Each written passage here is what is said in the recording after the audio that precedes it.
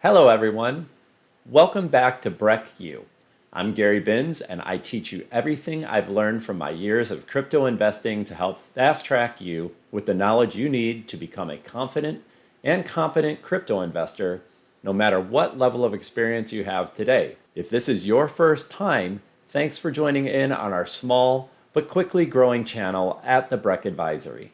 Okay, so today I want to talk to you about securing your crypto in Coinbase. I'm going to come out with a series of other videos on how to even secure your crypto even further, where I talk about cold storage versus hot storage and why I think cold storage is preferable over hot storage. But if we're going to keep our assets in hot storage, which is basically keeping things, for example, in Coinbase, which is what a lot of you guys use if you follow me. I talk about Coinbase a lot. So I'm going to talk about that today because I think it's really important. And the way that we do that and start securing beyond the basics to protect ourselves against hacking and theft and all that stuff is very simple. But it's not for the faint of heart. I mean, a lot of us do this with other, like if we work and we have multi-factor authentication, we know about that, or a lot of apps are starting to ask for multi-factor authentication. Typically speaking, people use text as a way to do multi-factor authentication, and that's basically the way that Coinbase has you set it up initially. But I'm going to go into a little bit more detail here. So what I want you to do is follow along with me the best that you can. If you have to watch this several times, that's fine. Just back up and re-watch some stuff. It's all right. But I'm going to click my profile picture, which I don't have one, but the shadow of me. And then I'm going to hit settings. Now that I'm in my settings, you can see that it says enable two-factor authentication in security settings right here. I can change my picture. That has absolutely nothing to do with my security settings, so I'm going to pass on that for now. But let's talk about even our password. I'm going to go ahead and before I even enable two-factor authentication, I'm going to go ahead and just change my password. Because I know I have a pretty weak password on this account. I set it up quickly so I could demonstrate purchasing things for you guys in previous videos and how to set up transactions, so on and so forth. But I'll type in my old password here. I'll replace it with a new password. One that's, in my opinion, a little bit more secure. What makes a password secure? So below I'm going to include a link to an article from Microsoft which teaches you how to create a secure password, because I don't think I should describe it here. I think you should walk through the process and understand what a secure password looks like. And number two, I just put in an image of how quickly passwords can be cracked depending on how long they are and how easy they are. And you can see the longer you make a password, the harder it is to crack. I would definitely err on the side of length and complexity to make sure that my passwords were never cracked. But there are other ways for people to get your passwords, so keep that in mind. They call it phishing, and people fall for it all the time. So that's a whole different discussion for a whole different video. But at this point, you should at least know that if you create a really short and simple password, you're probably going to get hacked pretty quickly. Well, a lot of things. You use capital letters, you use numbers, you use symbols, all things like that. So I'm going to go ahead and do that. So I've changed my password, and if you believe your password is weak, I think it's one of the first things you should do as well. Really think of a hard password, or take a password that you know and you like and really make it complex, again, by adding symbols, capitals, all types of things to it that will make it a lot more secure for you. Okay, again, first line of defense is a strong password. A weak password can be hacked in less than a second. So do you really want a weak password securing your crypto? Probably not. So let's move forward. Now it's asking me to verify. So I'm going to go ahead and check my phone real quick for that code to come through. It looks like it just did. So I'm going to type that in.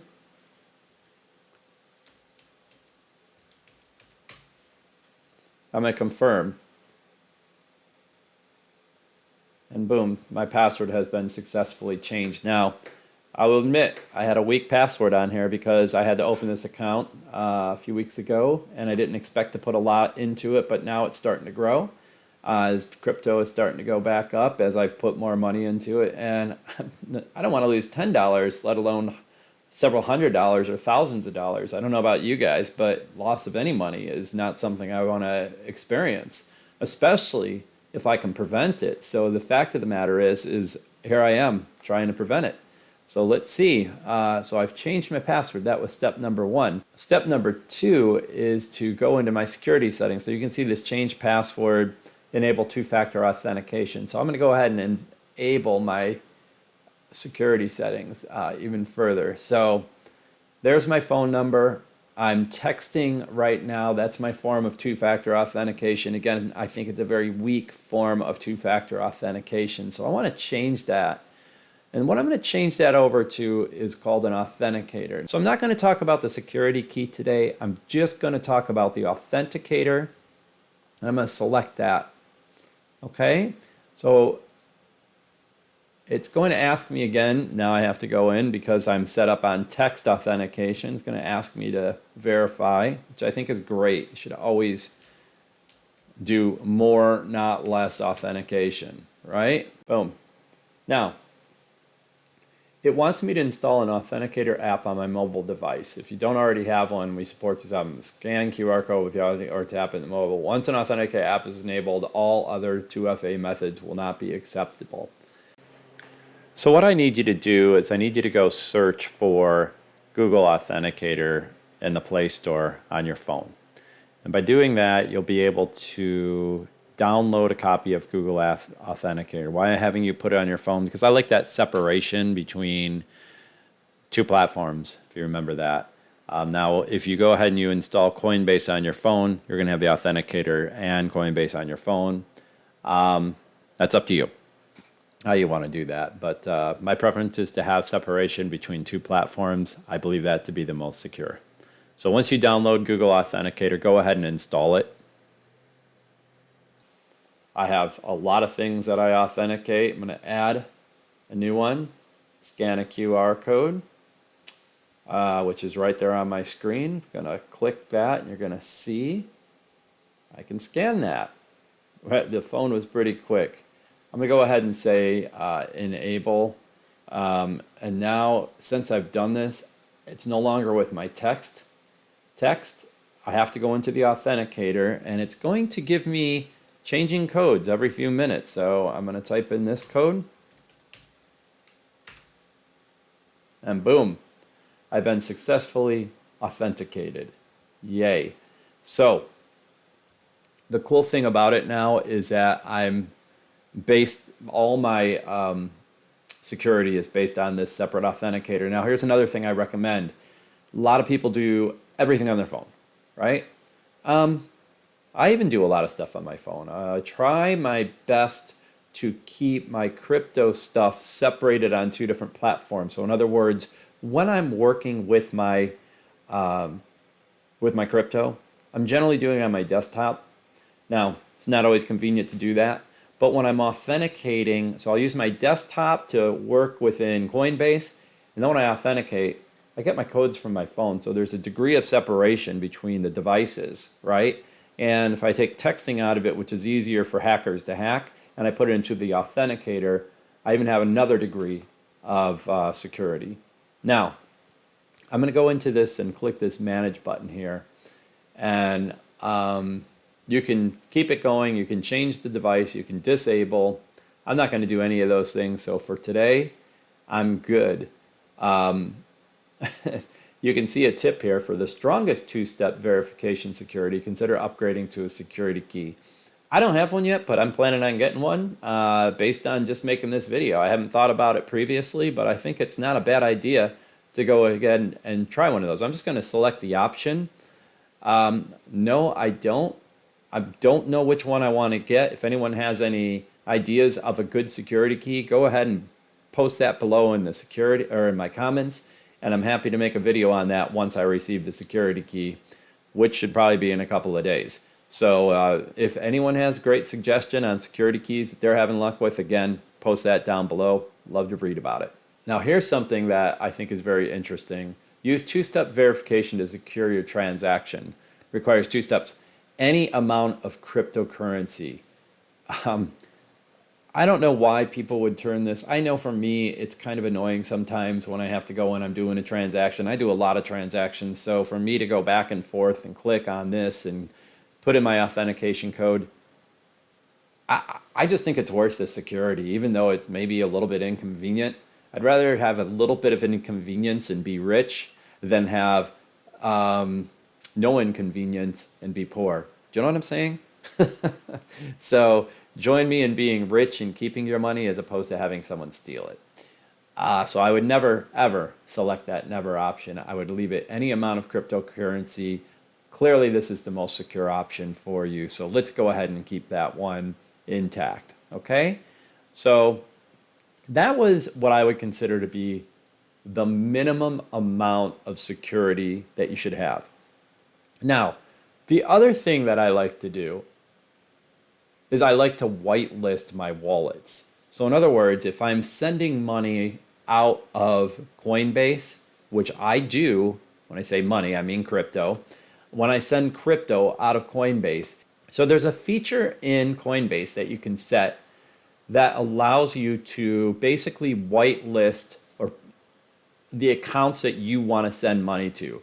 Now, this is kind of inconvenient if you like to pay friends from Coinbase and you're constantly paying friends with crypto, because you're going to have to whitelist every one of your friends' accounts. But again, I'd rather have a little inconvenience and be rich than have no inconvenience and be poor, right? So when you whitelist, it's a process by which you get the address in which you're sending the crypto to.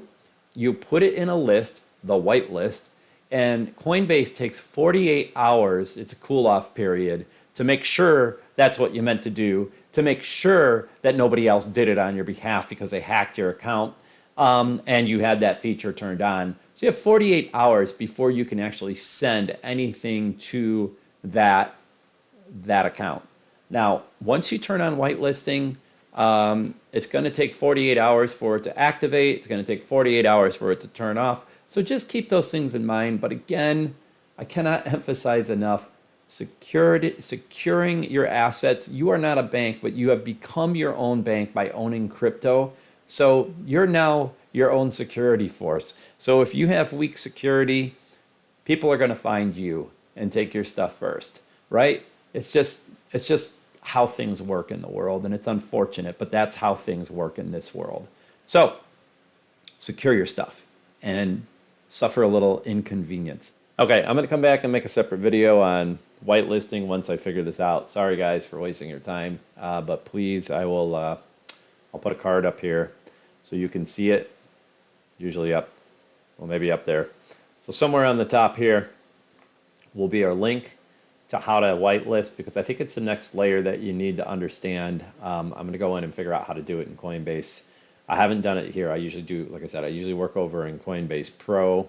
We did learn today, which was really important, how to secure Coinbase a little bit further than just the basics. Using Google or some other type of authenticator, it's pretty easy to do, and I highly recommend it. And I'll be back again with another video to show you guys exactly how to whitelist your accounts. So if you're finding value in this type of video, give me the feedback that I need, comments below, subscribe to my channel, hit the like button. All that really helps the YouTube algorithm and helps my small but growing channel get bigger, quicker, faster, so I can reach more people like you. Thank you so much for joining me today. Look forward to seeing you in the next video.